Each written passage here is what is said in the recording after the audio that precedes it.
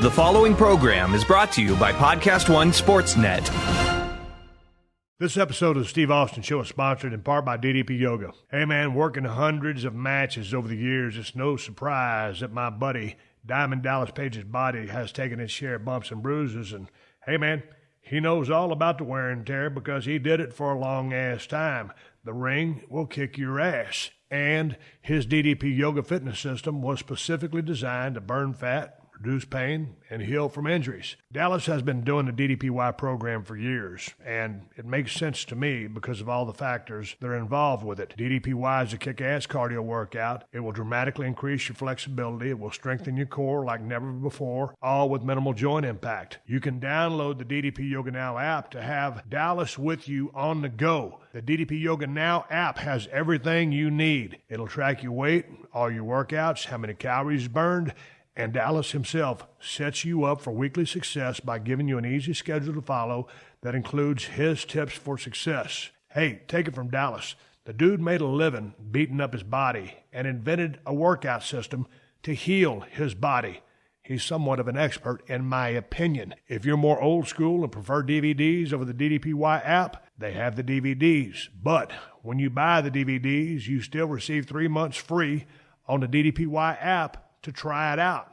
Bring yourself out of the caveman days into this new-ass technology. And just for listeners of the Steve Austin Show, you can save 20% off on an annual membership for the DDP Yoga Now app of any DVD pack. Just go to ddpyoga.com/Austin to get started. So what are you doing? Stop wasting time and download the DDP Yoga Now app. And make this year the year you get serious about your health and get fit. Let DDP Yoga Now help you set your goals, take control, and own your life. The following program is a PodcastOne.com production. From Hollywood, California, by way of the Broken Skull Ranch, this is the Steve Austin Show. Give me a hell yeah. Hell yeah! Now, here's Steve Austin. All right, everybody, welcome to the Steve Austin Show. I am coming to you from the mean streets of Los Angeles, California today. Sitting over in my crib, 317 Gimmick Street, with my laptop computer on my podcast table. Opening up this podcast. I think you're going to enjoy today's show. God dang, man, I got stand-up comedian, actor, television personality, Jim Florentine joining me over here at the crib today. Jim came by a couple of days ago. He's got a brand new book out, and I read the damn thing from cover to cover and laughed my ass off while I was reading it. It's called Everybody is Awful Except You. And it's written by Jim Florentine. It took him about 3 years to write this book. And you can find it on his website, jimflorentine.com. It's also, I think, on Amazon.com, probably the easiest way to find the damn book. I'm telling you, man, y'all know me. If you listen to my podcast, you know I don't read a whole lot. If I read something, it's good, and I'll tell you straight down the pipe. If it's good, bad, indifferent, or ain't worth a damn. This is an outstanding book. It's talking about just what people do on social media, whether it's Facebook, Instagram, Twitter, stuff like that. There's a bunch of posts in here, and Jim goes off on them. He's ranting and raving and is just making some really valid points as well. And then there's a bunch of stories of, some of the people that appear on his podcast. He has a podcast called Comedy Metal Midgets. He's been doing that since 2011. And he talks about some of the stories from his podcast and some of the characters that reappear. And, man, it's a very entertaining book. It's a very easy read because it jumps from, one thing to another. It's written outstanding fashion. It's threaded together very well. But the way it jumps around from different subjects to different things, and then those side stories that just happen in Jim's life as he goes back to his childhood, it's just a very easy read, man. And if I'm telling you it's an easy read, it's a damn easy read. And it's about 256 pages of just comedy gold. Awesome job. And it was cool to talk to Jim because I got an email at questions@steveaustinshow.com telling me Jim Florentine had a new book coming out, and he was going to be in the area. Well, I'd like to have him on the show. And I was like, man, Florentine, Jim Florentine, man, I know I heard that name somewhere before. Well, hell, I've been hitting the head with so many steel chairs. After I finally started looking the dude up, it's one of the dudes from That Metal Show, hosted by Eddie Trunk. God dang, man, that used to be one of my favorite shows on TV. I don't watch hardly nothing on TV anymore because ain't nothing worth a damn, in my opinion. You know, hell, football season's done wrapped up on the collegiate level. We got a Super Bowl left to watch. Couldn't really get engaged in that for the first half of the season just because of all the discombobulation and BS. And anyway, that metal show was one of my favorite shows to watch on television, along with my wife, Kristen, because she's a big metalhead. And I started putting two and two together. And then, you know, I remembered he's the guy that did all the telemarketing calls. And that's how he actually got his break. He recorded some prank calls he made, and somehow Howard Stern got a copy of them. Stern was in his studio laughing his ass off, and he says, like, who is this guy? I've never heard of him. We got to have him in the studio. And all of a sudden, Jim Florentine makes his appearance on the Howard Stern show, and that's what basically lit his career off. And, man, we're going to sit here and shoot the breeze about his childhood days growing up in a Catholic family, I think over in Jersey, and some of the hell raising that he did. And man, there's about page 36, I guarantee you'll start laughing your ass off as you read some of the stories. Because this guy, he could have been in the wrestling business. He's got that awesome voice. He's a great promo. He never runs out of anything to say. But the ribs that he continues to pull to this day in his life, and especially growing up, are some of the most outstanding ribs I've ever read. So it's a great book. He's my guest today, and I think you'll enjoy my conversation with him. Before we get to Jim Florentine, I thought I'd talk briefly about the WWE's latest pay-per-view, the Royal Rumble. I saw a couple of the matches. When I turned the pay-per-view on, there were 6 entrants already in the ring, already doing battle, as they kept counting down more superstars coming out to the ring. And, man, I'm telling you, I've read a lot of positive reviews on the Royal Rumble, and there were some negative reviews, and people didn't think enough happened, or they didn't like it the way it was built. And, man, I'm telling you, when I was watching it, you know, I was drinking some Broken Skull Ranch margaritas. I had a pretty good buzz, but I'm telling you, I thought that was a damn good Royal Rumble. That was one of the best Royal Rumbles I've seen in quite some time. I love the way they built that finish. There was some innovative things as far as guys getting eliminated, some neat displays of athleticism.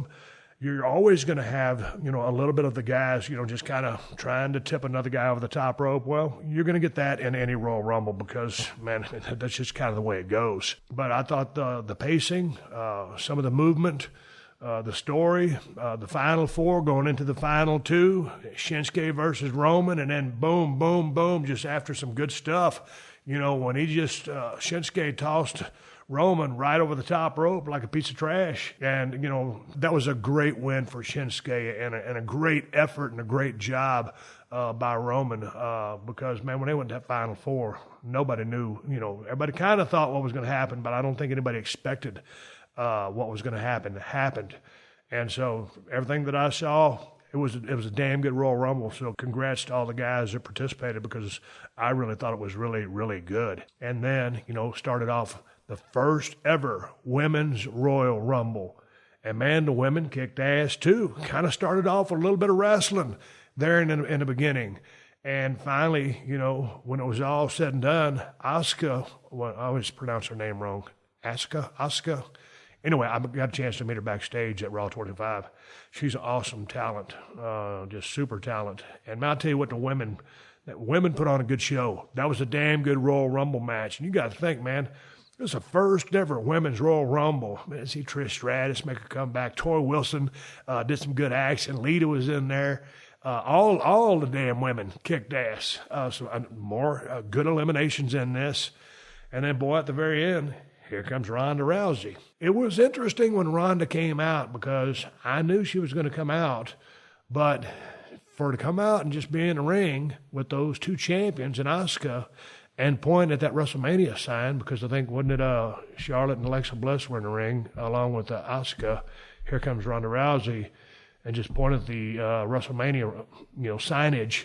I'm sure, as I cut this podcast, it's Monday afternoon, it's 3 p.m., so Monday Night Raw hasn't come on tonight, and I'm almost positive, or I'm assuming, Ronda Rousey is going to be on Monday Night Raw. Well, it's neither here nor there by the time you listen to the podcast, which drops on Tuesday, and I've already spouted this off. I thought it would have been neat to, you know, bring her out. You already had Charlotte, you had Alexa Bliss out there watching as the champions, and then if you'd have brought Ronda Rousey out as a special guest, because everybody knows, you know, how big of a wrestling fan she is.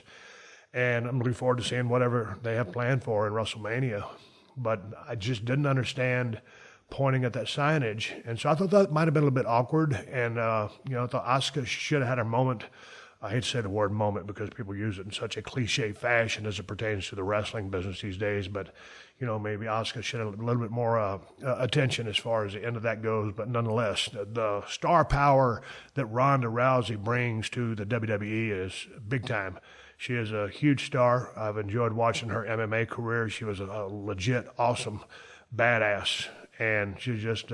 As a wrestling fan, and she's a wrestling fan, it's going to be neat to see what she does inside the squared circle, coming up a wrestling fan and having her idols, but also being, an extremely, extremely tough competitor in the world of MMA. Be interesting to see what they do with her. So I'm looking forward to that. A couple of the other matches, I thought the matches were pretty damn good. That tag match and telling the story with Sheamus and Cesaro basically working against Seth Rollins because Jason Jordan never would tag in because of that injury.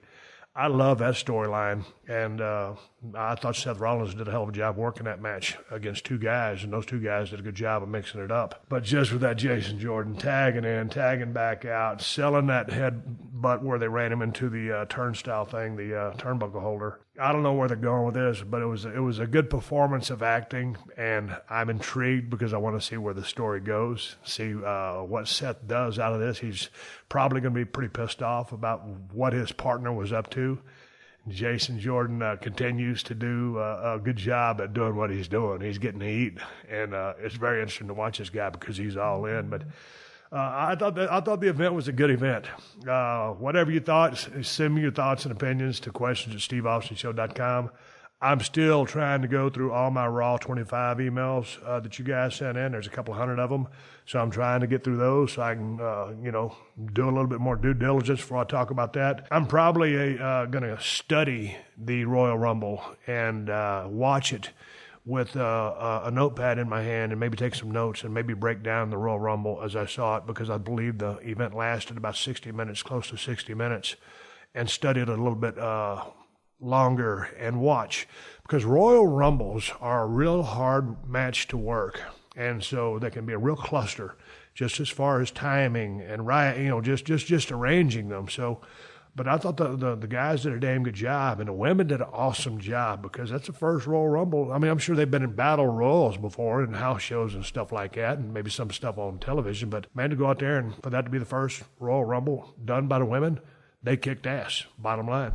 All right, enough of me rambling about Royal Rumble. I'm going to go back and study both of those matches and write some notes about them.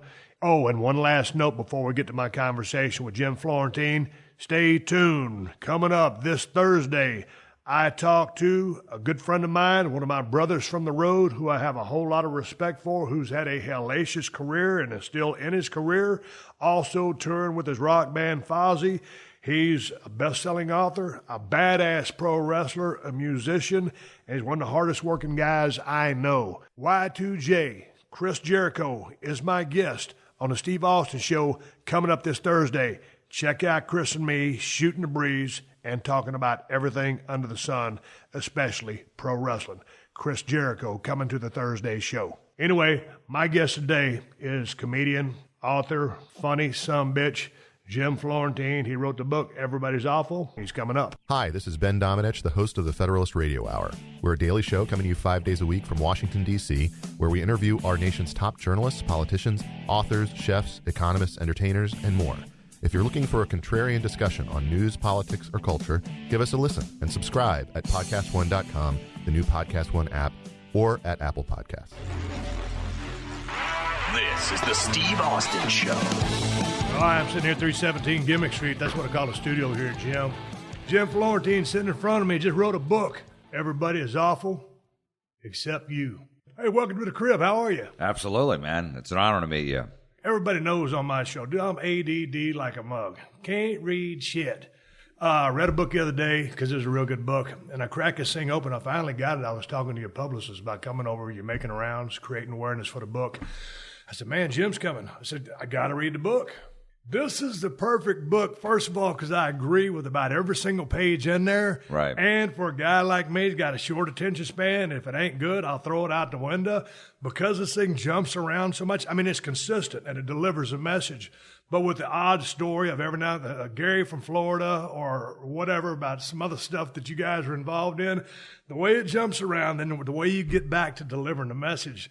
Dude, everybody knows I don't bullshit. This is a damn good book. It's called Everybody's Awful Except You.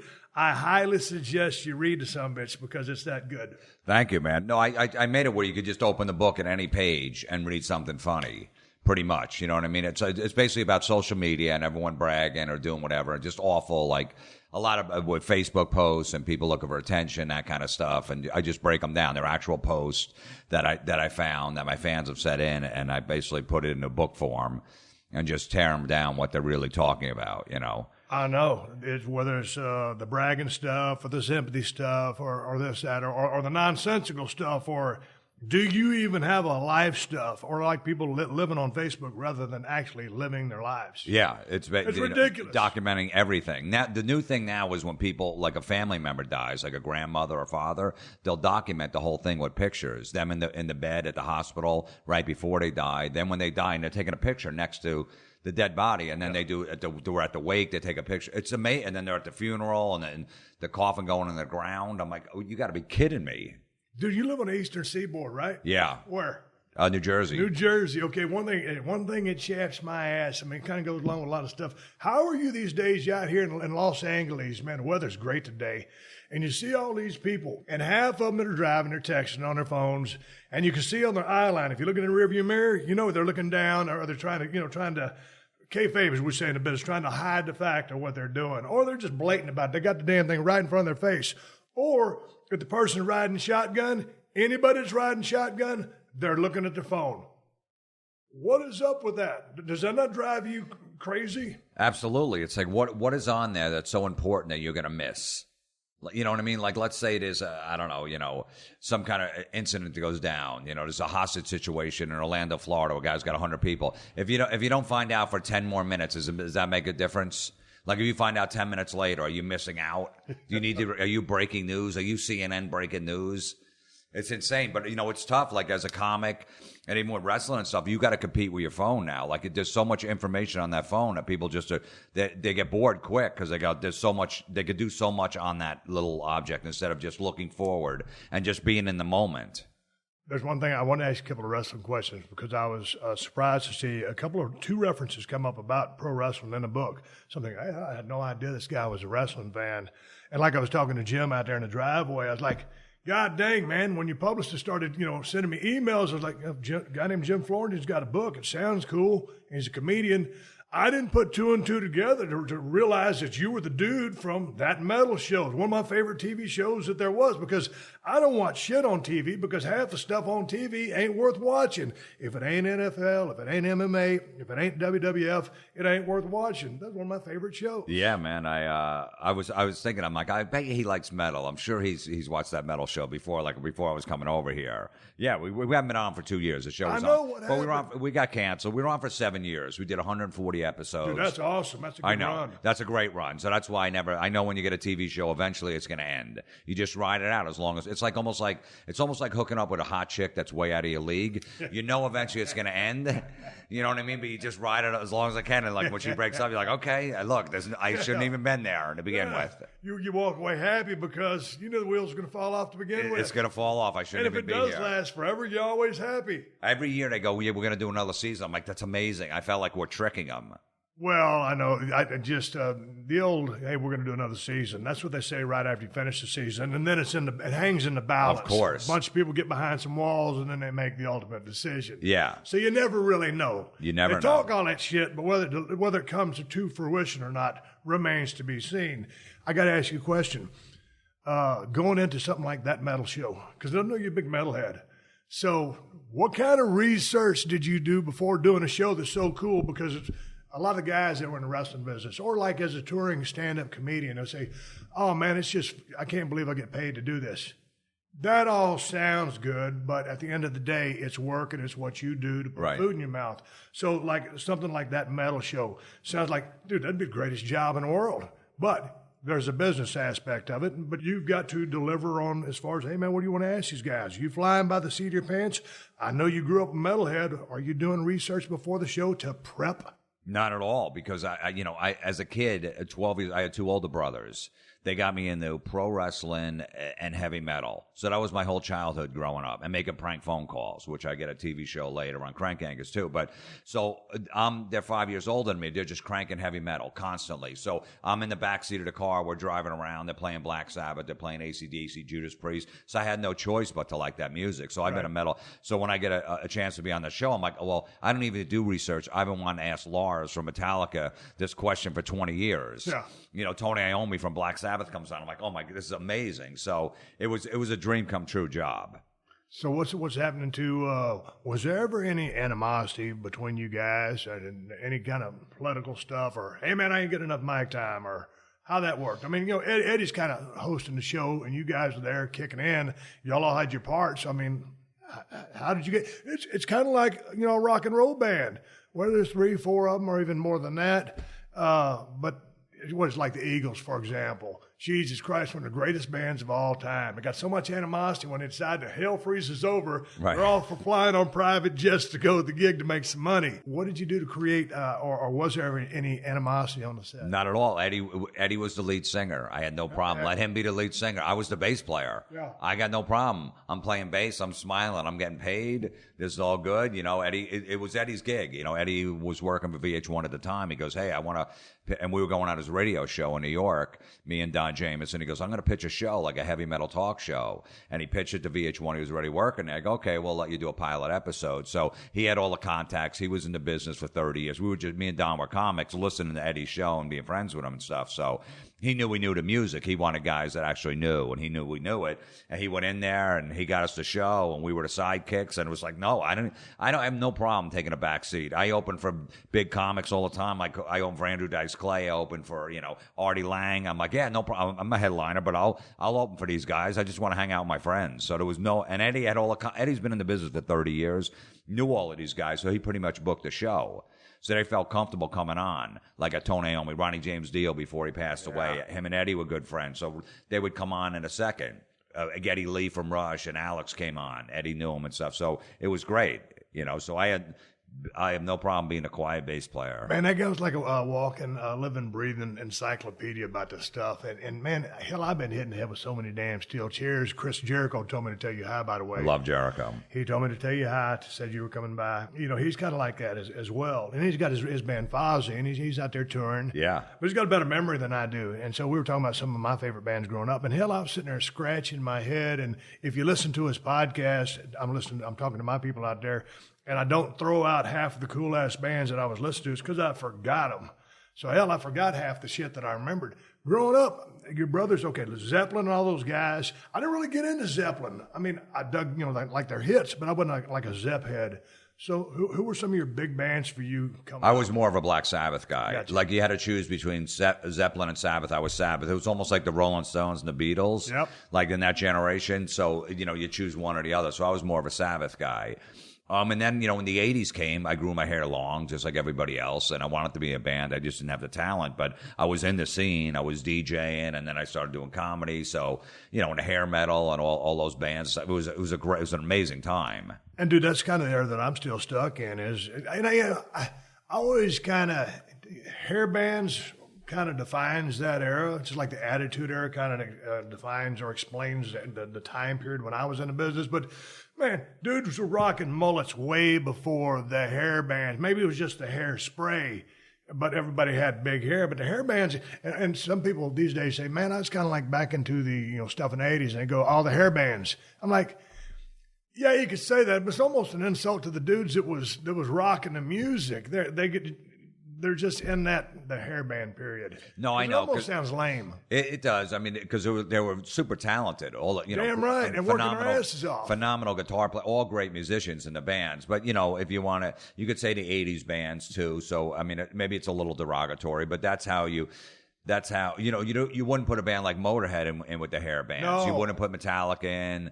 And they Slayer. were around during that time, They but were they're around. not considered a hair band. Right, so they were, even Guns N' Roses, they a little bit in the beginning, like the Welcome to the Jungle video, Axl had the high hair, and then they realized now we're more like a Stones, dirty tattoos. But also when Guns N' Roses came in, they were grittier and harder, but still rock and roll, not speed metal, and they kind of blew a lot of those guys off the scene here in L.A. Oh, at absolutely. that time when they came on. Yeah. Because it was almost like those guys were like legit street, if I may. Yeah, they totally were. Yeah, and they just like, no, we don't need to, put spandex. They were more influenced by the Rolling Stones. They brought attitude to spandex. What's that? They brought the attitude. Yeah, absolutely, and they didn't really go with the makeup or any of that stuff either. So, no, but it was a great time. That generation was fun, the music, and then in the '90s it kind of went away for a little while. But God dang it, when Guns N' Roses first came out, and dude, that first album was so killer. It's just every single song was a signature song, but then it was like, I got so much respect for the guys, and I love that band so much. But then it's like Axl. Man, one of the coolest front guys in the history of the music business. All of a sudden he gets the big head or whatever. He kind of just goes off. Man, they start showing up late and things are going awry. Like, man, you're on a gravy train with biscuit wheels. And just kind of the wheels fell off. And then, hell, last thing I knew, I was living in Malibu. He was way up on a canyon up there and nobody heard from him. They came up with the Chinese thing or whatever. But God dang, as great of a run as they had and as much of their music that is just a part of my life and me growing up, we probably could have had more, but they just kind of, I don't know, just kind of effed it up. I know. They couldn't keep it together. It's too bad. You just got to, drugs. They were young. They had a ton of money, and it was just, everything was extravagant, and it just, egos and all that stuff. So, but, look, I mean, the tour they just did was like the third biggest grossing tour of all time. Right. Back together, a band, they got three out of the five guys, and it's been amazing. I saw the show like 3 times, so maybe it was good that they went away for a while. We were mad as fans because we were like, oh, come on, just get it back together. Axl had his version, and Slash is doing his thing, Duff, but now, and they're all getting along, and the show's amazing. They're doing like a 3-hour show, 27 songs, so it's been awesome. That's awesome. Well, man, what are you listening to these days? Because, like, man, I just got a little bitty weight set in there, and I got my little speaker in there. I put on Pandora. I'm still hung up on that old stuff. So, I mean, like, if you guys, if that metal show was to come back on, I mean, like, would you have the icons from the past, or what is out there right now that grabs your ear? Because it's hard for me to give you an answer. No, I know. It's tougher to find newer bands too, because they're not getting played on the radio back then or MTV. That was easy to find a band like that. They broke so many bands on radio, but there's not really radio plays it safe these days. So there's a band out. We were speaking of Zeppelin before, Greta Van Fleet. I don't know if you heard of them out of Detroit. They're really young. I saw them in New York City in a little club, 300 people, and it was amazing. It was like watching, like, man, this band's going to be huge one day, and I get to see him. So I'm digging those guys. Very Zeppelin 70s sound. There's not much out there that that I can recommend. I haven't found anything great that I'm like, this is awesome. On that metal show, when you guys out there, any guys, I know you probably maybe have hung backstage with them before they start rolling cameras, but any guys kind of come across as different than you expect them to? Because, like, for instance, I was a huge Great White fan, and a lot of people didn't get Great White. I did. I just kind of like the bluesy stuff with a little bit of hook, and, for some, I was a huge Great White fan. And, then they had the bad thing, when with the fire many, many years ago. But when Jack Ross was on the show, man, it's just like, he just seemed kind of like a downer, just a little bit, kind of down on himself. And I was like, no one cuts his fire. But I just, the band broke up years ago. But some of the guys, when I see the show or was watching the show, you're, in your head, you think, this guy's going to be badass, or he just seemed to be kind of like down on himself. Yeah, I mean, look, the guy's been through a lot. He got blamed for it, and I mean, and it's 100 people, 100 of your fans died that night. So, and it just got crap over the years and this and that. So that's going to take a toll on you. Your band doesn't want to play with you anymore. He's got 16 different versions, and then there's another version of Great Riot out there. So, look, that's the thing. with anything, you know, as an athlete, as a wrestler, you got to live your second life after it's over. You know what I mean? You got a good run, and then even as a comic, eventually it's going to end, and you got to know, you got to be able to deal with whatever's going on. Maybe you can make appearances, like great, you know, they'll do like weekend shows, so it's like you still got to live your life. And some people like, hey man, where's all that glory? You know, I used to be, you know, playing in front of 20,000 people. Now I'm doing a fair. Are you going to be okay with that? You know, and some guys can't handle it. You know, and I think that's a case with, you know, a lot of these guys. Some got their act together and it's still fine. Like, hey, man, I'm gonna cruise into this life now. That stuff's over. It was a great time, you know, and try not to look back. Hey, man, when you talking about everybody's awful except you, how long did it take you to come up with the name of the book? Not too long, because it's pretty much, you know, it's based on my podcast. I do a podcast, yep. Comedy Metal Midgets, and I just rant about different things. Where do people find that? It's on iTunes. Okay. So, and people send in like anything that I would hate. Like they send in an email address. Like, you know, people begging on Facebook or looking for attention. You know, the people on Facebook that just write, I'm on my way to the hospital. And that's all they write. So then you're like, okay, so now you're going to get 75. Is everything okay? If I lived in New Jersey, I'd be there. Please keep us posted. And they're just looking for attention. Like, at least go, hey, my stomach's about to explode. I'm in the emergency room. You know, because they just want everybody to ask. And then at the end, they go, oh, it was just a sore throat. You know, so it's just like it's a cry for attention. And it's sad, because it's like you should just talk to your family if that's really going on, which most likely it's a lie, or the people just make up a lie. You know, I just did this, and you're like, there's no way that happened, whatever it is. Man, I like the book. I was enjoying it. Like, God dang, he's pretty stiff on a couple of cats here. But then, you know, at the end, you bring it all home. Yeah, I just like, look, man, it's just, I don't pick out anybody specifically. I don't call out names. Yeah. It's just general stuff that's out there. You know what I mean? It's like, hey, just have fun, have a few laughs. Why not? You know what I mean? That's what it's all about. But yeah, I mean, it's not going to be for everybody. Some people that just live and are happy and just oblivious to anything, any annoying things around them, are like, well, why is it you're so angry? But, you know, people that get it get annoyed easily, like you said, when you're on the road and people looking at their phones and you're like, come on, and all that stuff. Then that's for you, this book. How long did it take you to put this together? Because, I mean, geez, I want to go back a little bit to, you know, when you first started trying to do stand-up stuff, or, you know, maybe the prank calls, but, you know, and the stuff that you did, NFL? Or? Yeah, Inside the NFL. I was on there, yeah. Did all, you know, obviously all that background helped you, but you had people sending you stuff to help out as well. How long did it take from start to finish to get this book done? 3 years. Jesus. It's a long time, a book.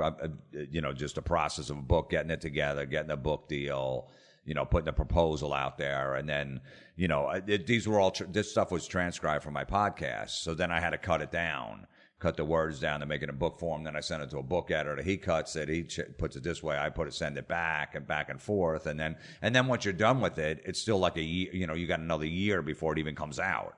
Like, this thing's been done for over a year. A couple little tweaks, and they go, okay, we're going to release it in February 20th, 2018. I'm like, that's like over a year away. Again, that's our schedule. So, and I just did an audio version of the book too. Sat in the studio and did an audio book. So you did it yourself? I did it myself. God dang, man! I tried an audio book. It's tough, man. Well, I had somebody. I was picturing, you know, the author's voice, you know, reading this thing, and it was some. I don't know who it was, but the voice didn't match the story. And I was like, well, shit, I just wasted $14.99 on some boring guy trying to, you know, give me this. So this is on audiobook as well? It's going to be on audio, and it's my voice. Awesome. Like, if you did it, people would want to hear your voice. They're not going to want to hear somebody telling your story. Yeah. They're going to want to hear your voice. So I made sure. I said, no, I want to do it. Even though it's a pain in the ass. You're 9 hours a day in a studio for like 4 straight days. But by the 4th hour in, you're seeing double. Because you're reading and it has to be perfect, and you're just like, I need a break. It's just, you know, so... It's great, though. I had a good time with it. I'm excited it's out. It's getting good reviews already, you know. So it's good. Hang on, Jim. Hey, shut up. I'm trying to cut an award-winning podcast with Florentine talking about his new book. She's got a shit I got to put up with here, Jim. I'm just ribbing you. That was a joke. I really want to talk to you about wrestling, because I was... What do you want to talk about wrestling? Well, I can answer any wrestling question you got. No, I'm just saying, okay, so I'm 14 years old. I get into wrestling at 12. I'm 53. Okay, but I'm guessing you're getting it straight up WWF. WWF. I'm going to Madison Square Garden every month. My dad's taking me to matches going to the there. Shows? Bruno Sammartino versus Superstar Billy Graham, God. Andre the Giant, all Haystacks Calhoun, all of it. So I'm totally into it. And you had to be, I think, 16 at the time to go to wrestling matches at the Garden, like the live events, because there was blood. There was something. They weren't televised, obviously. So my dad, I used to my mom had these super high heel shoes like Gene Simmons wear. I used to wear those to make me look taller because I was 12 and 14 years old, and I'd wear like bell bottoms so you couldn't see him just to sneak in to look older to get in their matches. And we went every month from like 76 to 78, you know, when Superstar won the belt from San Martino. All of a sudden he became the champion. Nobody knew at the Garden. Like he won the belt in Baltimore, and you didn't even know because there was no internet back then, so you didn't know he won the belt. And all of a sudden you show up and he's like champ, and people are like, what? Because they didn't want to do that because Bruno was so huge in the Italian community. It was all Italians that would go to the matches that they were afraid like how's it? He can't lose it in the Garden because there's gonna be a riot. So he lost it in like Baltimore. You're right. He lost it in Baltimore, and Superstar had his feet up on the ropes, and he cheated or whatever, and then all of a sudden he's the champ at the Garden. Like, whoa, I remember being there. I'm like, this is unbelievable. And I just saw some amazing matches, man. It was unbelievable. It was a huge part of my life. I can't believe you remember that Baltimore match was where that happened. Yeah. Yeah, because you figured he was going to lose the belt in the Garden. Okay, so were you a Bruno fan, or were you in wrestling? That'd be the babyface. Bruno would be the babyface, white meat. I mean, Italian, blue collar. Superstar would have been a heel. Braggadocious, cocky, talking trash. Were you a babyface guy, heel guy, or just a whole attraction thing? 100% heel. Really? 100%. Even back then. Oh yeah, I always liked the bad guys. Superstar Billy Graham, Ivan Koloff, Nikolai Volkov, Baron von Raschke. And I love that stuff. And the thing about Baron von Raschke back in the day, because of the way the business has, everything kind of evolves, and now it's a little bit more faster paced. But when you watch, because I was a Baron von Raschke fan as well, Iron Claw, dude in long trunks, not really jacked, bald head, and always. Dude, the Iron Claw, you kidding me? There's only been a couple of people able to get away with that. He was one of them, or get it over, let's say. Yeah. That's an awesome finish and hold. Or Fritz von Erich, and passed along to the von Erich boys. But yeah, I love that guy. And the thing about Superstar was he was talking all that trash. He had the tie-dyed stuff. He was really ahead of his time. And when he dropped the belt to Bob Backlund, that destroyed him. He was so caught up in it. And here's the thing. What was happening was he was becoming so entertaining as a heel. He started to become a babyface. It was 30 years before, what I did. So he was ahead of his time, and had Vince Sr. had known, hey, man, let me just transition this guy. We don't have to say he's a babyface or say he's a good guy, but just through positioning, start him working with heels. He would have been the next big baby. But that didn't happen. I don't think Senior really knew what to do with him. He was devastated, and he kind of just disappeared for a couple of years. Then he turned up down there in Georgia? What? NWA. It was NWA, but it was Georgia, whatever. But right. NWA and Georgia Championship Wrestling, Georgia Championship Wrestling. But it never was said. That's when he started doing all the karate stuff. But it messed with his head. It effed with him when he dropped that title. Yeah, and and he was, even though people didn't like him, when he go to the matches, he was fascinating. He was almost like Barry Bonds. When Barry Bonds would get up, people go to the stadium just to boo him, and they wouldn't leave their seat. They would never go get a beer. Oh, dude, well, and it was Superstar too. It's like whoever he fought, you hate it, but he was so cocky. He was like Muhammad Ali. If you hated Ali, you still watch his matches because he was shooting his mouth off. And then when he lost the belt, to everyone else, Bob Backlund was like, man, you went to San Martino, who was a great wrestler. He was phenomenal, and he was dirty at the same time. Like, he wasn't a scientific wrestler at all. Then you go to Bob Backlund, you get a Superstar, and then Bob Backlund was like doing these scientific matches. Like, come on. And you're trying to sell out the Garden. And people are like, this isn't, it's like, when is he going to lose the belt here? Oh, I know, and they kept it on him forever. They had him forever, and man. Bob Backlund was a bad stick of wood. I mean, he was shoot tough. I mean, because he was a real amateur wrestler. He had that, I don't know what kind of look. Just like Opie from happy-go-lucky. Yeah. And but the dude was like, he was extremely tough. So you wouldn't go out there and think you was going to get over on Bob Backlund. You was going to work a good, a program with him, because that dude, as we would say, he was a shooter. If you go out there and mess with him, he will tie you up in a knot. Yeah. But you'd never think that just by looking at him as a fan. No. And it's funny, getting back to Baron von Raschke for a second. I remember when wrestling would be on like midnight at Saturday night on Channel 9 in New York. When he would do the brain claw, they would put an X over the screen because they thought it was too violent. There was no blood or anything, but they would put a big X over the screen as soon as he applied the brain claw. I'm like, you got to be kidding me. Yeah. And they wouldn't show blood on TV back then. That's why you went to the matches at the Garden. They would bleed, but never on TV. Right. Did you ever get a chance to see when superstar Billy Graham worked with Dusty Rhodes? Because they did a trilogy of matches up there. They had the bull rope match, they had a death match. But it's a trilogy of matches. And the thing about it was, the intriguing part about it was, because you know how Superstar talked. He had that rhyme and lisp type thing. Yeah. But so did Dusty.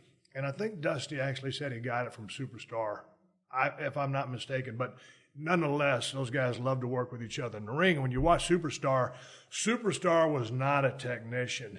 He was a body guy. He had the tie-dye. He was cool. And he was a heel, so he cheated and stuff like that. But he wasn't a master technician. He was a showman. Yeah. Dusty was a heavier guy, but Dusty was a really accomplished worker, but not off the charts from an athletic standpoint. But when you had these two larger-than-life characters or personas, both going for that championship gold in the form of that belt, and the promos they were cutting, and because they loved each other and their showmanship times two, they both amplified each other. Dude, that shit was off the charts. Yeah, it was a great time for wrestling, man. I had no choice but to like the heels because my dad's favorite wrestler was the original Sheik.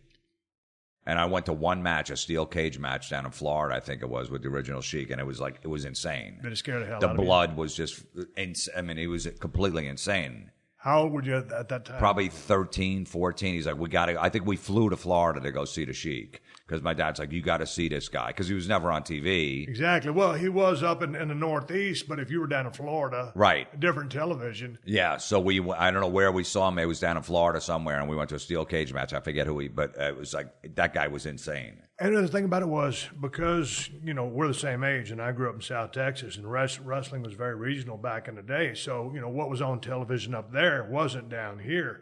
So I didn't get to see any of the Sheik until, obviously it was very post-prime.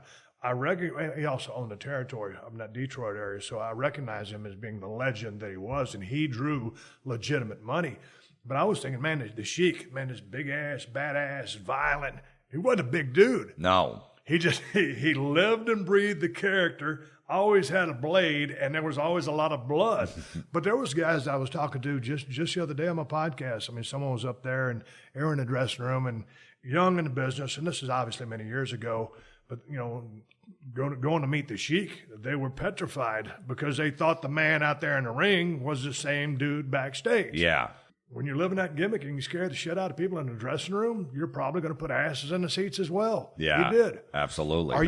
Do you still watch any wrestling at all? A little bit. Too busy. My boy, he's 7, so I got him. We watch the old matches on YouTube. I'm like, I was at this match. He loves Superstar Billy Graham. Yeah. He loves, you know what I mean, and Hulk and stuff. But we watch a little. We go to some independent matches. They got these little independent matches like right around the corner. They were in a warehouse at, and we get to sit right in the front row, and he yells at the wrestlers and stuff. So it's cool. But we went to the last WrestleMania down in Orlando.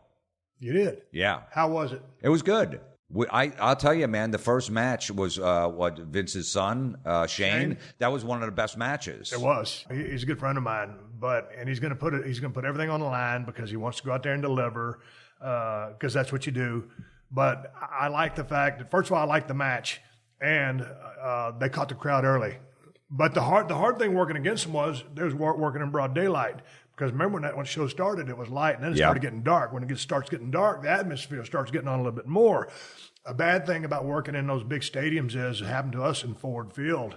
Now, Ford Field is a big-ass dome, but there's 90,000 people. So a lot of times that sound just goes up. I don't know if you've worked a club, but some of the acoustics aren't that good. Yeah. And you could be there, and I remember working with, it was McMahon versus Trump, hair versus hair. I was a special referee. And the whole time, the guys are out there working, and, I'm a crowd guy. Although I'm kind of deaf, I can hear a mouse fart up there in row 100 when it comes to that, and I'm feeling them. The sound was going up because we had no monitors alongside that apron so we could hear the sound. The crowd was into the match, but it didn't seem like it because the sound was escaping. So sometimes, especially in an outdoor arena, the sound goes up. So sometimes when you're out there, and you can tell me about this from just being, in the stand-up game, dude, if you ain't getting no feedback, I mean, you don't know, okay, do I need to stick to what I got? Do I need to go bluer than what I'm doing or just change gears? How is it like that for you? Because I always think that being a stand-up, or many things apply, or similar. It's the same with the rock and roll band, putting on a show. Sometimes the crowd, I mean, you're putting on a good set, they ain't digging it. And the night before, they was eating the shit out of it. And so now, not so fast, my friend. Well, how do you respond to that when you're out there? The best comedy clubs, any comic will tell you, is a small room with a right on top of you with low ceilings, because the vibe you get off the crowd, you know what I mean? It's closed in. The acoustics are great. When you do a big theater, when I was opening for Andrew Dice Clay, 5,000 seats, I'm playing these little clubs, which is great. And all of a sudden, like, I'm like, this is weird. Yeah, absolutely. A comic feels the same way, and we feed off of it. We feed off of that. There's a club that just opened, a brand new club. It's beautiful, but the ceilings are way too high, and all the comics bitch. Like, we can't hear the crowd. We feel like we're not doing well. The crowd loves it after the show. Like, that was amazing. Like, really? You thought so? Yeah. So it's the same thing. As a comic, we get the same thing. We want them right on top of you. I want them right there, like 2 feet away, small seal, you know what I mean? And you just thrive off it. I did a show last night at the Ice House. They have a little room that holds like 80 people, and it was great. They were totally into it. I was up there for a while just riffing with them, and you just feel the vibe. I was beat going up there. I'm like, I'm just going to kind of mail it in tonight. It's just a little set, but they just gave me that energy, and it gave it back, and it was perfect. They got to give it back. If they don't give it back, got to give it back. I people like that all the time. Hey, if you want to go out there and sit on your hands, that's on you. Right. The more you give me, the more I can give you, because you feed off that, and that's total. Just instincts and synchronicity, or being on the same page. But if they don't give you no gas, you can't respond. Yeah. I saw Bill Burr at Hermosa Beach, and it was the same thing. He blew the place apart. I thought my head was going to explode. We got a chance to talk to him backstage, and I said, Jesus Christ, man, what a show. What a show. I told him, I thought my head was going to explode. And he's like, oh, really? Was it okay? The same thing you just said. And, it's like the same thing. When you go out there in a wrestling ring, you can know that you ripped it up, but when you have the people backstage, they're not going to, they're not going to bullshit you. They got to give you, they're going to be straight up because they're your friends. If they tell you it was okay, well, then it was okay. But sometimes you wonder. Absolutely. And, we always do. And you, just like a wrestling match, you never know. Like, you can never mail it in, because what you did the night before might not work the next night. It depends on the crowd. So, as a comic, I could do 2 shows in one night. The first one's amazing. I could have filmed it for an HBO special. A second show, doing the same material, and they're just staring at you. And you're like, yeah, but I love that. I love that, because I can't mail it in. I like feeding off. Like, okay, I'm not really getting it. Let me switch gears. Let me try to do this. I'm always thinking up there. Okay, they're not really going for that. Maybe they want some more dirty material. Okay, so I'm going to go this way. Okay, let me try this. So I love, like, almost being a coach up there. You're constantly just thinking ahead. You're thinking of your next move. And it's wrestling, too. You're like, this crowd's not really into it. Let me do something that might get them going or something. Man, sometimes we're watching backstage, and we'll be at, like, what we would call a B-town or a C-town, whatever. Or maybe the territory's down. Now, you got to go out there, and you got to put on a good show, because that's what's going to bring them back the next time. But that being said, I mean, it might not be a highly technical match with a lot of high-risk stuff. We would go with what we call the Gaga, test of strength,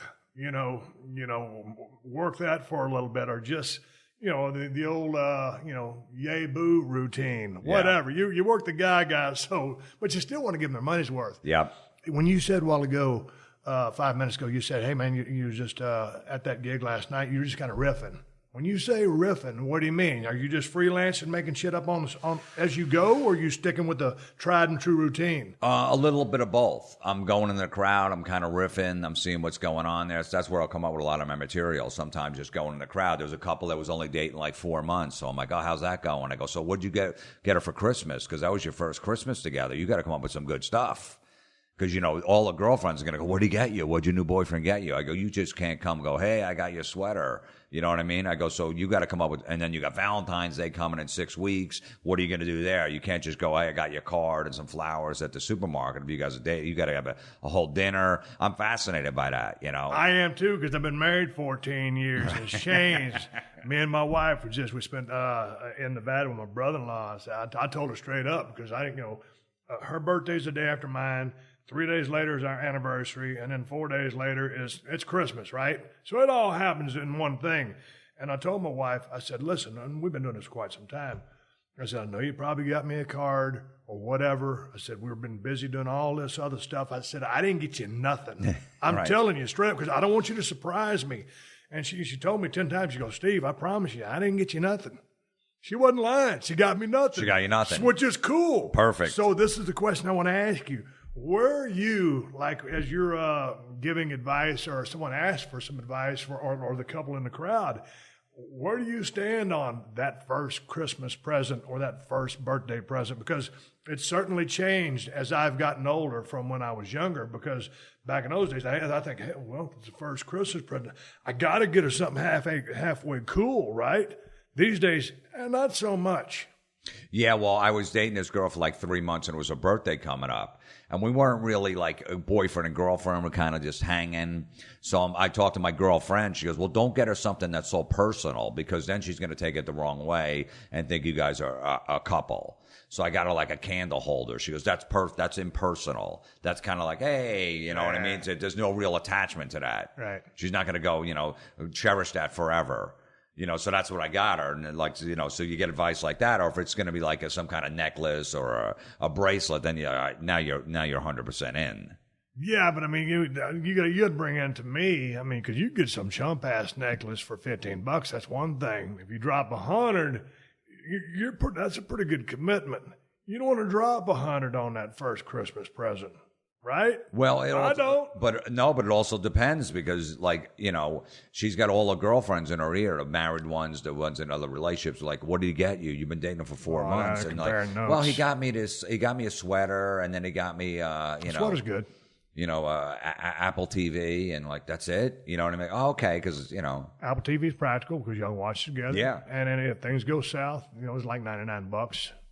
Well, do you ever get this? Because my ex-wife, one time, she was bitching that she needed a laptop. So that means, okay, I want you to buy me a laptop. They throw out the little clues. You know what I mean? So I went and I got her new notebook, $1,500. Mm-hmm.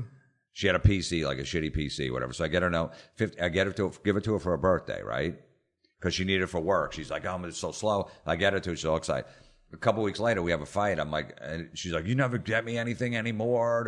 I go, for your birthday, I got you the new laptop. She goes, no, but that's not. She goes, I needed that, so that didn't really count as a gift. It didn't? I go, but she goes, no, but I needed that. That's not really a gift, because I actually needed that. That wasn't, you didn't really go out of your way. Oh, so you're supposed to just get her all the extra stuff that you don't need that proclaims your love for her in a material fashion. Right. So that just because I go, well, why couldn't it have been something like $10? Why couldn't it have been a scarf? I spent $1,500. Yeah. So you never know what a woman's thinking. I figured out that's amazing. She's like, oh my God, this is an amazing gift. This is exactly what I needed. For a guy, just give me something that I need. I don't need something extra that I'm not, just get me the new box set by Black Sabbath. Right. I'll take that. Because that's something specifically that I need, instead of something I'm like, oh, this is great, thanks, and I'm never going to use. All right, let's take a quick pause for the calls and give big ups to TrueCar. Here's some useful tips you might not be aware of. Coffee filter and a little bit of olive oil can clean your interior. Removing excess weight from your car will improve gas mileage. Placing your key fob to your chin will increase its range. Sounds strange, but it's true. Ready for one more tip you might not know about? TrueCar also helps people get used cars. That's right.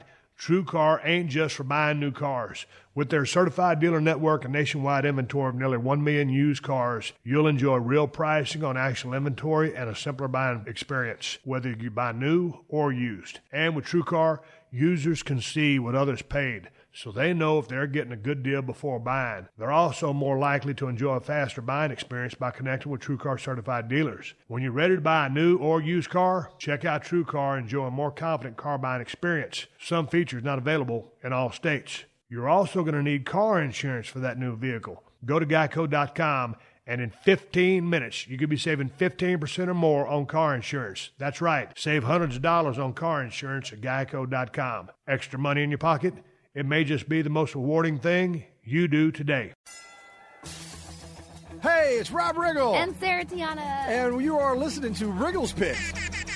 Yeah, and a ham horn, and we have a new podcast. You can find our show exclusively on the PodcastOne app, on PodcastOneSports.com, and don't forget to rate, review, and subscribe on Apple Podcasts. Every Thursday, we're going to sit around and we're going to talk about the things that really excite us, like life, comedy, sports, a lot of sports. Ourselves. A lot of Sarah. Yeah. Oh, yeah. Kim Jong-un. Yeah. Whatever. It's going to be a lot of fun. I hope you join us. The Steve Austin Show. The Steve Austin Show. Hey, man, on shifting gears, I was listening to a bunch of your telephone calls from back in the day. And obviously, in reading the book, you started doing this at a very young age. Before we get there, so was going to a Catholic school that miserable? Well, because you rebel. You know what I mean? There was 7 kids in our family, and all my friends went to public school in the neighborhood. I lived I was the only kid in the neighborhood that went to the Catholic school because your parents thought there was going to be a better education there. Well, I like your explanation when you said, how's a priest going to teach math when the thing that he's probably going to know about is not teaching math. I'll let people read the book. Right. Yeah. Like, 2 plus 2. Yeah. Because in high school, even in high school, I went to Catholic school, and it was like a priest teaching me math. I'm like, what does he know? So that was the theory back then. It was a better education, and you're away from the bad kids if you go to Catholic school. Yeah. But we were worse than the kids in the public school. So I always just wanted to be, when there's 7 of us, you're looking for attention, obviously. So, you act out or whatever. But I didn't like the Catholic school. They were way too strict. But then our teacher, our 6th grade teacher, would take me and kids from the class to the wrestling matches. We'd take the train in the Madison Square Garden because you had to go with an adult. Like, you had to be 18 years old to get in their matches. So she would take us because she knew we were big wrestling fans. That's the fun thing, even going back then, when you look at the wrestling crowds from way back in the days, it was all adults. Yeah. There was hardly any kids there. Like 50s and 60s and stuff, and even 70s. And then, like you said, teenagers started going, with their parents. And now, dude, there's a lot of adults because they got to drive the kids there, but it's a lot of kids. But the demographic has changed. Yeah, because like I said, I had to dress up to look like I was 16 just to get in the Madison Square Garden because it was live because of the blood. The best with those matches was right before the headline match. They would come out and they would announce the next month's card. They said, Bruno just signed his contract backstage. There's a rematch with superstar Billy Graham. And people go nuts because then you'd find out you can get tickets, starting tonight or tomorrow morning, 9 a.m. And everyone would buy the tickets, so you knew the card coming. But they would announce it right before the headline match. Ernie Ladd's going to be fighting Bobo Brazil. And I'm like, oh, God, that's amazing. So that was just a cool time. Those are some cool names that you're bringing up. The Big Cat. Dude, Big Cat, Ernie Ladd. Did you really hit all them strip clubs like that back in the day? I mean, you was living in a strip club. Yeah. Yeah, because that's what you do. Like, I grew up strict Catholic, so I didn't have a girlfriend or any of that stuff, and your parents didn't talk to you about sex. So when you get to 18, 19, and I grew up in central New Jersey, and there's just strip clubs on every corner. So that's what you did. So now all of a sudden you're like, hey, I'm old enough. Now I'm going to go to a strip club, because I was repressed. If I would have started hooking up and having girlfriends at 13, 14, maybe, then it would have been different. But it was a whole new, oh, man, this is amazing, and then Motley Crue's around, girls, like, oh, man, hang out at a strip club, this is, So, yeah, it was just, that was big, because I grew up, socially awkward. I was into, pro wrestling, heavy metal. There wasn't you couldn't talk to a lot of girls about that. No. I couldn't tell that, I couldn't cry on some girl's shoulder that, Superstar lost his belt. You know what I mean? Yeah. Or I talk about Judas Priest, they're fighting and they might not make it through this tour or whatever like that. So I was awkward. So, you go to a strip club because, you got hot girls that give you attention, even though it's phony, but you're like, oh man, this is cool. So yeah, we spent a lot of time there. Dude, the thing about cutting up the dollar bills was too much. You talk about a rib. A rib would be a practical joke because I want to get some of the pranks as we talk in the business. Right. But going back to the strip clubs, I wasn't really big. In South Texas, there ain't none. I grew up in a town of 5,000 people. Once I got in the road with WWF, we went to a couple, and that was kind of like your rite of passage, and then, the guys from the territory would buy you a couple of rounds or a couple of lap dances, and they were accepting you into the territory. But I'll never forget, we just came into L.A., can't remember the name of the club. I was just chilling right before a match over at the Forum, Two Fritz, whatever it was, here in L.A., and I'll never forget, no, it was before then, because it was a different strip club, because it was different. Remember when Living on a Prayer came on? Yeah. It came out by Bon Jovi. Uh-huh. Whatever year that was, it was like, that had to be played. The first time I heard that was at a strip club, and I was like, immediately, dude, because it's such a cool song, and it's got that hook and that groove to it. And Bon Jovi had a hell of a run. it just ropes you in. And of course, it's the perfect song for, the girl to do a routine. So that was the first time I heard that song. And then, of course, Girls, Girls, Girls, the video lends itself to it. But being in the club and hearing that song was kind of like, those songs were like made for a strip club. Yeah, and then, they would play in the 80s, and when all the hair bands were, they would play all those songs. So it was almost like going to a club, and they were playing Def Leppard, and they were playing, Poison and Motley Crue and all that stuff. So it was great. So it's great music, and you had long hair, and all the strippers like guys with long hair. I had the long hair back then, so that was a place for me to hang. Walking down the street wasn't me going to the bank trying to talk to a bank teller with that long hair. They didn't get it, but in the strip club, they got it. What are you doing right now? Like, how often do you try to stay on the road? Because are you married right now? No, I'm divorced. But you got a kid. I got a 7-year-old boy. Yeah. I got joint custody, so I got him half the week. He goes to Monday, Tuesday, Wednesday. He's with me. The school's right down the street from me. It's perfect. I'm a full-time dad. I'm making him sandwiches. I'm getting up at 7 a.m, doing this. And then, and then Thursday, Friday, Saturday, Sunday, I go do gigs. 2 weeks I'm on the road. 2 weekends I'm on the road. 1 weekend I do shows in New York City to work on new stuff or whatever. And then 1 weekend I take off because I have him 1 weekend a month also too. How do you go about your writing process or trying to come up with new material? Because, man, I just love comedy. I love stand-up. I would never do it because I ain't got no talent. I can come out with a funny one-liner, right. But I'm talking about, a set. Yeah. You know how tough that is. It's what you do. I'm asking you about writing, but first of all, before we get there, talk to me about your first set. I mean, dude, was that like, were you as nervous as a long-tailed cat in a room full of rocking chairs? Were you shitting your pants, or you were just, hey, I'm going to crush these guys? How does that work? No, I mean, look, I always wanted to be a band. Like I said, I grew up on the music, and my friends played, guitar player, all in bands. I just didn't have the talent for music. I tried singing lessons. I tried to play guitar. I played drums. I didn't have an ear for music. I was a lefty, so nobody could teach me guitar. They were all righties. So, and I tried, and I just didn't have it. And I was like, I got to be in the business somehow. I was a big David Lee Roth fan, superstar Billy Graham. I love that big personality, that kind of thing. And then I started DJing. I went to college. I got a communications degree. I was DJing on the radio. I was DJing in rock clubs and strip clubs. I was DJing. And then Andrew Dice Clay came out, and Sam Kinison, and they brought like a rock and roll like to comedy. Yeah. They were like rock stars, leather jacket, and Sam's up there playing with a band, and I'm like, man. And I always was attracted to stand-up. I always liked stand-up. So eventually I said, you know what, I'm going to try that. It took me like a year to get on stage. I was petrified. I was not good at public speaking. I didn't like to be in front of crowds. I was shy. And I wrote a bunch of material. It took me a year to actually get the balls to go up there. And once I went up, I got that one laugh. And I knew I didn't have a good set. My material didn't work, but some guy heckled me, and I said something back, and the crowd started clapping and laughing. I'm like, I felt that. I'm like, that's it. I'm in. Yeah. It was my heroin. I'm like, I'm in. And my boy, my 7-year-old's been on stage like 6 times already. He wants to do stand-up. He's told a couple jokes. He did one the other night in front of like 400 people, and he felt that roar. Like the place went nuts. He grabbed the mic and he goes, you guys ready to hear a funny joke? I mean, he's already working the crowd at 7.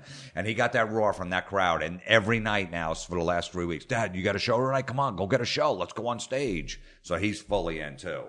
So how often do you sit down and try to write out new material? When it comes to me, I'm not disciplined like that to sit down with an empty notebook and write, but I'll think of some ideas or something will happen to me, and I'll put it down.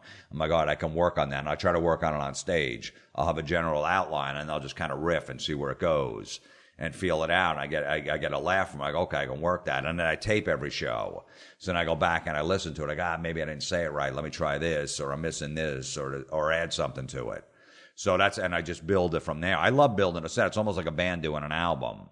I just love, the whole process of just working on a whole new set of material and seeing if it works, and it's trial and error and stuff, and you throw it out, and, so I still love doing it. I've been doing it, 27 years now, and I still love getting up there and working it. But how often do you, people always think, hey, man, how long did y'all practice that match? Hey, you don't practice the match. I mean, because you've been on the road so long, you both know how to wrestle, you can just sit there and talk about it. Okay, you have a template that you're working from, then you go out there and do it.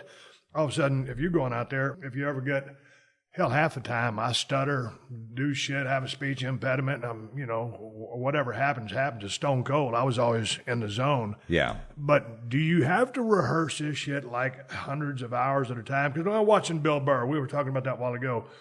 That dude just on fire. He never stutters. He's always on to the next thing. He's processing things as he's moving, I guess, and he's just crushing everybody. But I'm thinking the prep for that, or writing new material, or trying to put it in an order, or have you done it so many times? Like you said, what did you say, 27 years? Yeah. It is what it is. Well, when you build a new stuff, like Bill will go to a little club just like every other comic and work on it there. He'll go to an open mic night. He'll go to a place of 20 people, 15 people, have his recorder on and just have a bunch of ideas and have like a little set list. And he'll have it right on a chair and he'll look, okay, he's talking about Yelp reviews, and he'll just go, yeah, and just kind of work on it, and then go home and go, it kind of worked, and he's just working at it on stage and just riffing and just kind of throwing it out there. All right, because you never know no matter how long you're doing this, you never know what's going to get a laugh. Right. I can come up with something right now. I go, man, if once I bring that on stage, the crowd is going to go crazy, and they just stare at you. You just never know, which I love, and every comic does. So you work it out, little clubs, and then you bring it to the bigger places when it's ready. Like Bill's not going to book like a big theater until he knows his new hour of material is ready and it's honed and he's full on, and in the meantime, he's going to do the Comedy Store on a Tuesday night. He's going to do 3 little shows there, 14 people, 50, 150, and just work it out there and just keep working it and working it. And that's what you do, and you just slowly just bring it up, and then you take out the old material. You have the material that works. That's going to work. You can always rely on that. So you always go, I can go back to that. Let me experiment here. All right, it's not working. I'll go back to the stuff that I know is going to work. I'll get the crowd back if you're losing them. So, and it's just, that's how you pretty much build a set. Hey, man, what's your take on when, God dang, I remember when Andrew Dice Clay first came out. He was probably out way before that. But when I heard of him, all of a sudden he comes out with that. I mean, dude, he was on fire. And this is 20 years ago. I don't know. It's been a long time. Because I was in a radio station, and he was promoting something. So we were there together. And he was promoting his stuff. I was promoting some wrestling event. And this is he was on the back end of that run. But anyway, he was hot as fire. And then he cooled off. And it's almost like he did that thing kind of catering to women, when everything at the beginning was kind of anti. It was like total guy stuff. And it was outrageously funny. So anyway, and then he just went into nowhere. And then he came back. What happened? In your estimation? He caught a lot of crap from the women's groups. This is like 91. Okay. He had that movie, Fort Fairlane. Yeah. And all the women's groups, like, this guy is sexist, he's a pig, he's disgusting. And they pretty much blackballed him. Like, they took his movie opened up #1. I remember I was a huge fan the first week. By the second week, it was out of the theaters because the women's groups were protesting outside the big theaters. So they just yanked it. They're like, we don't. I never saw that movie. What was it that bad? No, it wasn't. They were just, he was playing like a detective. It was a funny movie, The Adventures of Fort Fairlane. I went and saw it the first day. But they get so much backlash from, sort of, they just said, let's get rid of him. It's too much. And then, basically, he didn't know what to do at that point. He's like, man, he got so much crap back at the time where they just basically just ruined his career. So he just laid low, and he had 2 boys, and he goes, you know what, I'm going to stay home. I'm going to raise my boys. I'm going to do my shows in Vegas and whatever, but this is important to raise my boys. He got divorced too, and he's like, this is, so that's what he did, and he did some gigs on the weekend. I'm friends with him, and I followed his path. When I talked to him, he goes, this is what you got to do. You got to make sure that boy's okay. Right. You can't be on the road all the time, man. It's not about you anymore. And he taught me that with his 2 boys. So he's like, I basically raised them. I made sure they were okay. And once they were, and they're amazing kids, 2 boys. And he's like, now, and then all of a sudden he goes, now I'm going to make my comeback. Oh, that's cool. And he started doing the acting. I didn't know what happened. Yeah. God dang him. He was just. I think he blew up so big that he couldn't sustain it. You couldn't stay at that level. He was doing 2-3 nights at Madison Square Garden. No comic ever did that before. Right. So he's doing 60,000 seats in every, no one did an arena tour before. He was the first one to do it back in the day. So, hey man, let me ask you about a guy that a lot of people haven't heard of, but if you were in the scene, you had to have. I just thought the guy was genius, and I loved his cadence. He could be so random. My wife and I just think he was hysterically funny. Mitch Hedberg. It's a shame with Mitch, man. The guy would have been, he could have been one of the top 5 greatest comics of all time. As a wrestler, there's a lot of downtime when you're on the road. If you got some, some demons, it's going to catch up to you. And he had demons, he was into the drugs and stuff like that, and it ultimately ruined him, and he passed away because of it, That's the thing. You got to have some kind of, you can't, there's 23 hours a day where you're killing time. Well, what's your take on a guy like that? Because I agree with you. Being on the road, I was just talking to my brother-in-law the other day. He goes, man, because we were talking about drugs. He goes, why do a lot of guys in wrestling business go down that road? I said, dude, it's just like that Clint Black song, Killing Time. You just do something to kill time. And so time can either be a friend if you're productive or an enemy if you have demons and idle hands with the devil's workshop, whatever they say. And everyone's offering it to you. You get the town, you're the king. Dude, so whatever you want, you can snap your fingers and you get whatever you want. Right. And that's, there's a lot of temptation out there. There is. You got to make sure, like, hey man, this is what I want to do. This is my career. I'm not going to mess it up. And Mitch was phenomenal. He was unbelievable. He was one of the greatest, and he just got caught up in it, and ultimately. But that guy, if he was still around, I'm telling you, he'd be doing arenas. It was real funny because I watch this stuff on YouTube still to this day, and you watch some of those stuff that I've watched hundreds of times. A lot of people in the crowd, he'll get a belly laugh out of someone, and then there'll be a little bit of silence, and they might not get 2 or 3 jokes, and then they'll get it again. I'm like, my wife and I, because we get everything, we're on the same page with him. It's just like, I don't get it. I just thought the guy was going to be bigger than what he was.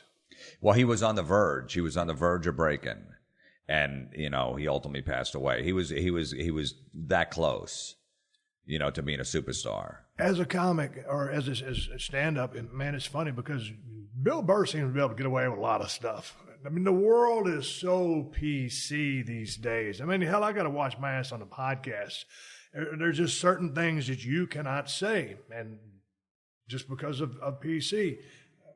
How far will you go or not go just to try to stay in a comfort zone? Because Bill's able to kind of get out of a little bit of comfort zone. But like he told me, he goes, Steve, if someone pays a ticket to get in the room, they're in for the ride. They're in on the joke.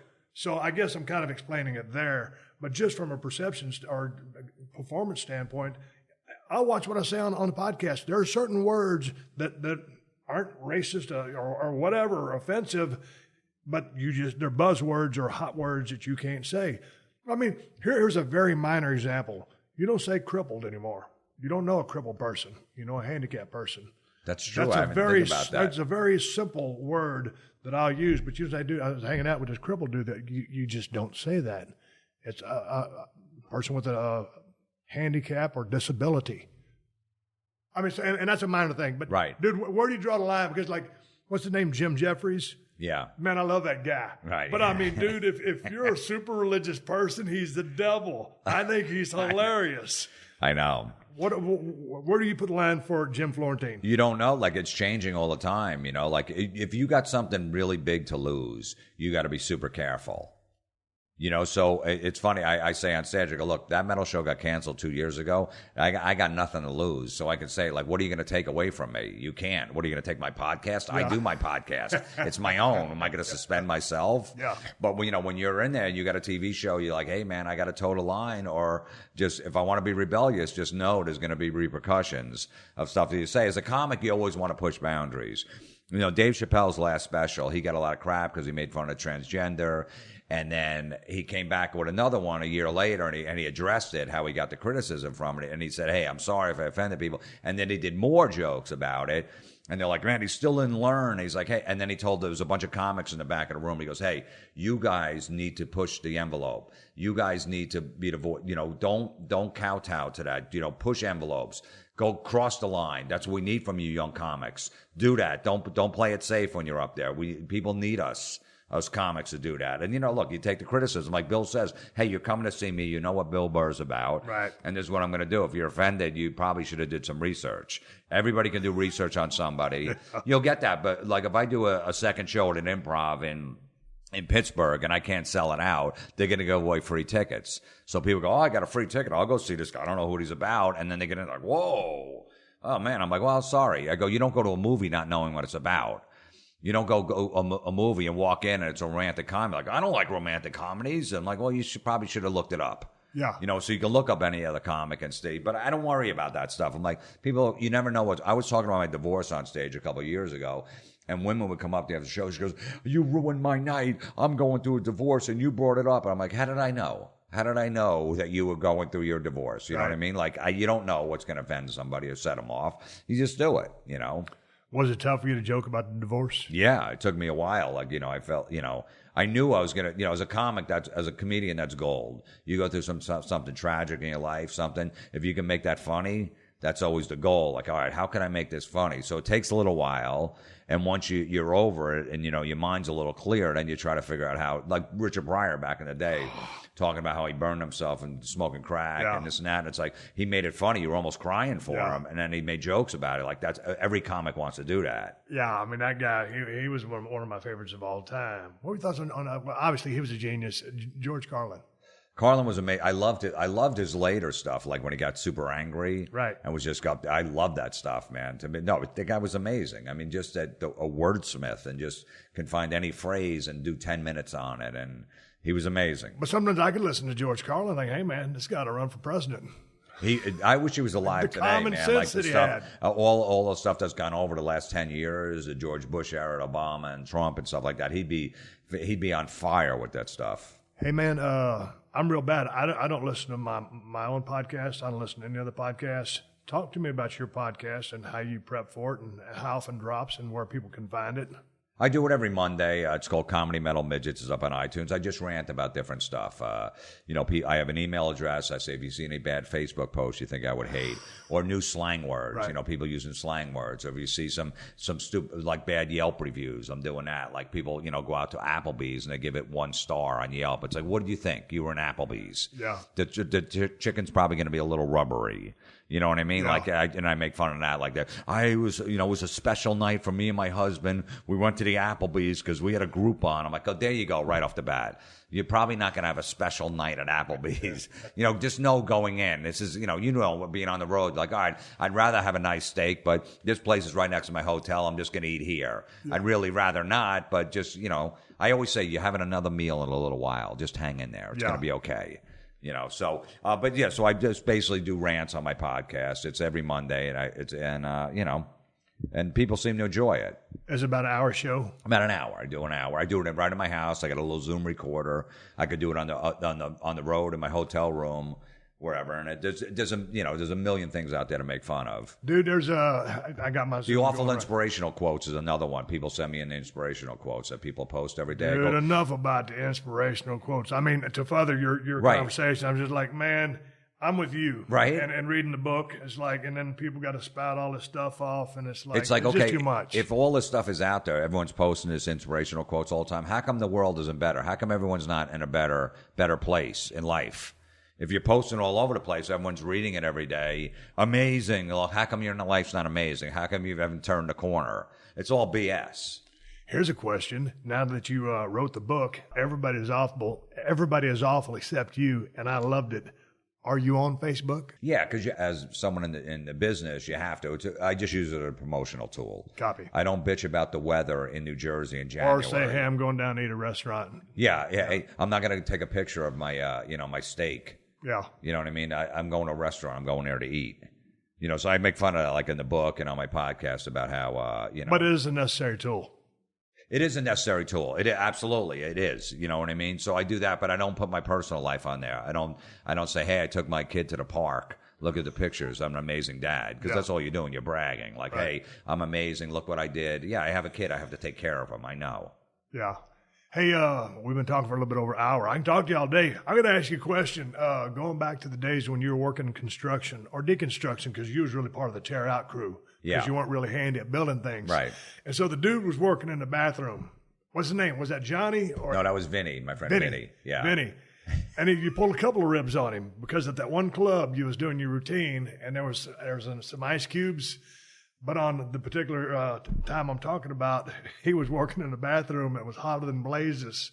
Can we tell the story? Yeah, we can tell it on the podcast, right? Okay, yeah. So tell me how this goes down, because I mean, that's on about page 30 where the stuff starts. Right. And I'm reading the book. I'm like, okay, I get it. I'm with him. And dude, on page 30, and then it keeps going like 40 and 46. Like I'm laughing my balls off. My wife's over asleep.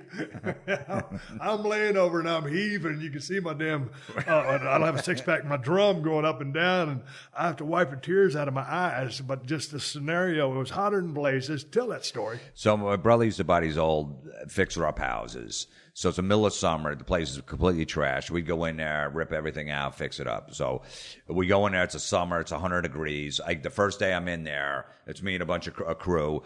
I go in the refrigerator. There's an old refrigerator in there. I open it up. There's nothing. I open the freezer. There's an empty ice cube tray. So I pee in the ice cube tray. I don't know why. There was nobody around. So it wasn't like, hey, look what I'm doing. I didn't tell anyone. So I'm like, where's the joke? Like, I still don't to this day why I did that. I just did it and I threw it back in the freezer, not thinking anything. I forgot I even did it. 2 weeks later, we're all sitting around in that house, 100 degrees, and we're all eating our lunch. And my buddy Vinny, who's like 6'4", 260 pounds, a big dude, he's got like a container. He's got iced tea in it, and he's got ice, and it's shaking around. I go, hey, Vin, where'd you get that ice from? Because we're working in this hot house. He's like, oh, I guess, there was an ice cube tray in the freezer. And I'm like, oh. And he's like, you want some? I go, no, I'm good. And meanwhile, everybody else like, yeah, I'll take some. And they're all drinking. And he goes, you sure? I go, no, I'm good. I couldn't tell him because I knew he'd beat me up. He would have killed me. 6'4", 260. He would have destroyed me. Absolutely. He had a short fuse. I mean, but here's the thing, Jim. You could have warned him, say, hey, no, don't drink that. But I didn't know. Like, he was already drinking it. Like, he was already had it. No, I wasn't going to warn him because then now I'm ruining the joke. No, he's got to go through with it. And then I waited 20 years to tell him. Like, he came to my comedy show. It was his 40th birthday. He brought like 35 people. And they had his friends, his family, his wife, his kids. And I broke it to him on stage. Tell him, hey, remember that time we used to work, we'd do construction together? I go, you drank my piss ice cubes. How'd that feel? They were holding him back. He was trying to rush the stage. He was that mad. He was yelling a bunch of F-bombs. And then there was another time he's playing this little bathroom. And we're taking the wallpaper down. There's all the stuff. So it's a complete mess. And he's in there pulling the wallpaper down, doing all the stuff. So I shit in a bag. And I put it in there because there's so much garbage in there you couldn't tell. And I stick it in the corner. And within like 2 minutes in the house, it's 100 degrees in the house. Like, what stinks down? He goes screaming. He goes, it reeks in here. And then when I told everybody, we'd come in there like, I don't smell nothing. He goes, you don't smell nothing. There's somebody shitting here. What's going on? The whole day. The whole day, he's just going on and on. I'm like, I don't smell anything. Just every 2 minutes, God damn it, like that. We're upstairs, we're all laughing, and finally, at the end of the day, he found it, and he knew exactly who did it, and he fired at me, hit me right in the chest. And like, was I going to be mad at him? Like, no. Dude, how did you shit in the bag? Oh, it was easy. Because when you're on a construction site, you're doing it in a well, I know, but it was a little bitty sandwich bag? No, it was like a regular, like a shopping bag. Okay, because I'm trying to picture this because there's been many similar stories within the wrestling business back in the day when I was in WCW, but I was like, okay, how's this guy shitting in this little sandwich bag? So it's a regular size shopping bag. Yeah, it was a regular size brown bag. You get shot. But that's the thing, when you do a rib like that, I mean, the smell is just so horrendous. It's like you said, I can just see him blowing up and being as mad as he was, and you guys were just playing the no-sell. No, I don't smell anything. And there was no window in the bathroom. It was a small bathroom, and it's 100 degrees in the middle of August. So it's just, it's just deathly heat in there, and it's just heating up. But there's stories like this, and they're all through. This book is about 250 pages. I know exactly because I read them all. And so there's stories like that, and there's all kinds of Facebook and Instagram and stuff of things that what you shouldn't do, or just heads up on. Yeah, just heads up. Yeah. And then bad music, weddings, music at weddings, and then New Year's resolutions, how people always say they're going to have these New Year's resolutions and they never do. It's highly entertaining. Dude, I'd sit here right across the table and tell you, hey, man, we could talk about the book, but I'm selling the book. This was an awesome read. I got a couple of pages dog in there because I was asking about the stories, but you got to read the book. You got to buy the book to check it out. I got this thing. Your publicist sent this to me. This is a advanced reading copy, not for sale. Where do people find this book? It's February 20th. It actually comes out, but you can pre-order it now. It's up on Amazon, Barnes & Noble, all that stuff. So... and you'll get the book that week, but it comes out in about a month, February 20th. It'll be in stores. I highly recommend it. God dang, we got a Amazon delivery last night at 8 p.m. And my wife, she's one of those mail people. She always checks the mailbox. If she ain't out there checking the mail, if it's nighttime about 9 o'clock, I forgot to check the mail today. Would you go out there? And I'm like, shit, it's got a lock on it. Can't it wait till tomorrow morning? Right. So she's always, and so Amazon, can you believe Amazon? They even deliver on Sunday these days. It's amazing. Back in the day, no, there's no way you would. And if there was a holiday on Monday and then you wouldn't get it Sunday, maybe you would get it Tuesday. Yeah. And if you got Amazon Prime, it's there in 2 days. Oh, yeah. Oh, It's yeah. phenomenal. My wife's a proud Amazon Prime member. So the book's available on Amazon. It comes out February 20th. I love it. I highly recommend it. That's a shoot if you speak pro wrestling language. Jim, what you got coming up that you want to talk about as far as promotion? You got a gig coming up or what? Just, JimFlorentine.com is my website. I got, I'm always, touring, so I got a bunch of gigs. They're all posted up there. Okay, what about any kind of social media, Twitter, Instagram? Yeah, Mr. Jim Florentine on Twitter. I got Instagram, all the stuff's up there. And I got comedy specials up on iTunes, A Simple Man. I did a whole one-man show called A Simple Man. I was just starting to watch that, dude. I didn't get a A chance Simple to Man, that's my comedy special, called I'm Your Savior. Yeah. It's about my life story. And it's funny because there's a whole thing in there about wrestling. I met this wrestling dude that sold pictures, and I showed him pictures of the picture. I still had the pictures from the late 70s, and I do a whole slideshow. It's a big part of the whole story, too. Right. So, but that's all up on iTunes. I got a couple comedy specials up there you can rent, buy, or all that stuff, too. How long have you known Don Jameson? Yeah, I've known Don since the early. Don used to work at MTV. I'm doing comedy. I've been doing comedy like 2 years, and he was booking like a comedy show on MTV, and he wanted to be a comic. And my friend introduced him to me. He goes, hey, because he was already on these comedy shows. He was an established comedian. He goes, I'm going to introduce you to this guy. I think he's going to like you and your comedy, because I didn't know anybody. And we were at a Christmas party in New York, and I remember my buddy Rich goes, hey, Don, you might want to meet this guy. He's from New Jersey. He likes heavy metal and strippers. And Don's like, really? We sat there. We had beers. We talked for like 2 hours. He booked me on a comedy show. We became friends. And he's like, I want to start doing stand-up, and we've been friends ever since. But you guys are kind of like frickin' Frank. I was watching a couple of interviews you guys are doing, and this is going back a couple of years. But there was like a news anchor lady, and you did to a guy as well, but the dude asked, or the lady asked one question, and you both just start talking. Yeah, it's the old double talker. The old double talk. Jesus Christ, and I knew at some point they both had to get a little bit frustrated. Well, the guy actually did get frustrated. The lady knew what you guys were doing. That's just chemistry. We did that on one of our telemarketer tracks called Double Talk, where every time the woman talks, we're both on the phone because we both want the product. We start talking over each other. We did another one where I pretended those little local. I'm sure you've done them before. Those local markets. You do the local TV show. They have the cooking segment before you, and they bring you on. So we're not going to sell any tickets doing that as a comic. Those housewives aren't coming to our show.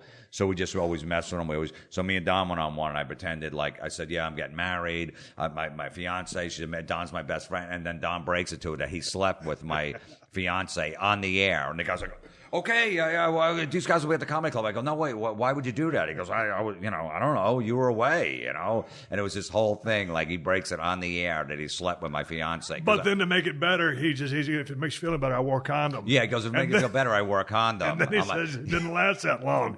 Yeah, he goes, I didn't last that long, if that helps. And then you said, was she any good? Yeah, at the end, because I knew they were going to go to commercial, so I wanted to throw one more line. I go, was she any good? And he goes, by the way, your front door sticks. That was a funny one. Hey, last thing, you always say if it hadn't been for Howard Stern playing that telemarketer, those prank calls. Yeah. He goes, hey man, who is this guy? I never heard of him. We got to get him on. It was amazing. How was that? Because you're a big Stern fan. I grew up, working on the construction sites like we were talking about before. He was on the radio. I had a rule when he was on talking, no saws, no drilling, none of that stuff. You had to only do it at the commercial breaks because I wanted to listen to the show.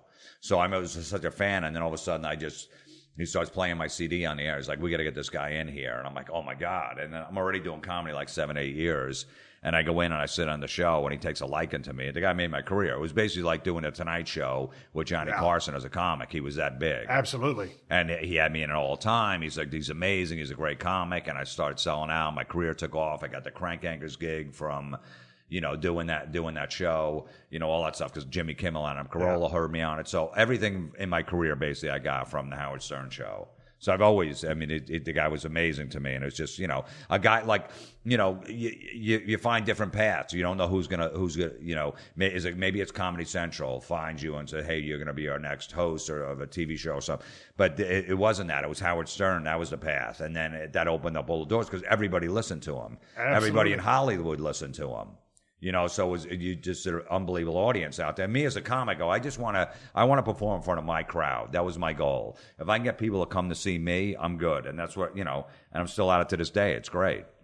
Hey, man, congrats on the book. I loved it, and you can check out Jim on his website. JimFlorentine.com. And that's the bottom line, because I said so. Man, it's good talking to you. Absolutely, man. It's great meeting you. All the big names are on Podcast One Sportsnet, the home of Dan Patrick. If I'm hanging out with any of the Kardashians, I'm hanging out with Khloe. As well as news shows like Red Circle Sports with Dennis Miller. Goodell has become completely full of it. Wriggle's Picks with Rob Riggle and Sarah Tiana. Do you know the difference between a million and a billion? The B. And AP Sports Weekly with Jim Litke. Have you guys ever considered trading Alabama for the Cleveland Browns? All this and more exclusively on PodcastOneSports.com and the Podcast One app. All right, everybody, give me the go-home cues. Time to wrap up this podcast and ride off in the sunset. But before I do that, I want to give you guys a reminder. Check out Jim Florentine's new book, Everybody is Awful Except You. It's a damn funny book. I personally highly recommend it. I enjoyed every damn page on it. I got a couple of pages dog-eared here because of that's where I was laughing my ass off. I'll put that down. You can find it on JimFlorentine.com and Amazon. It's a badass book, and it'll give you a little heads up and maybe a come to Jesus meeting on some of your social media habits. Also, there's just a bunch of funny ass ribs and stories. And Jim is a great writer and a great storyteller. It's a great book. Hey, man, throw a couple of plugs at you. I got some badass T-shirt, ProWrestlingTees.com/Steve Austin has all my Broken Skull Ranch shirts. And if you're thirsty, I got a damn good IPA for you. It's called Broken Skull IPA from El Segundo Brewing Company. You can find it at Whole Foods and Total Wines if you live in Cali. If you don't live in Cali, check inside thecellar.com and see if they ship to your state. And, in my opinion, every single person needs a badass pocket knife. I got two of them, the Cold Steel Broken Skull knife and the Cold Steel Working Man knife. You can get them at my new Amazon store. Amazon has the best price on both knives. Just go to Amazon.com/shop/Steve Austin. And I want to say one more thank you to all the fine sponsors of the Steve Austin Show, because that's how I'm able to do this podcast for you twice a week for free. And you can find all my sponsors at PodcastOne.com. Just click on the Killer Deals button at the top of the page and then click on the Steve Austin Show banner. And speaking of Podcast One, the new Podcast One app is now available for download at the App Store or Google Play. There ain't another podcast app like this one anywhere, and that's because the new Podcast One app is loaded with some cool-ass features that let you do a lot more than just listen to your favorite shows. You can access behind-the-scenes photos, articles, and connect with other fans of the shows you like. And you can watch over 1,000 360 virtual reality videos. You can actually watch some of your favorite shows in virtual reality, like you're sitting right in the same room with them. So get to the App Store or Google Play and download the new Podcast One app now. Folks, if you want to follow me on social media, you can. I'm on Twitter and I'm on Instagram at Steve Austin BSR. Folks, until next time, my name is Steve Austin, and I will catch your ass down the road. This has been a Podcast One production. Download new episodes of The Steve Austin Show every Tuesday at PodcastOne.com. That's PodcastOne.com.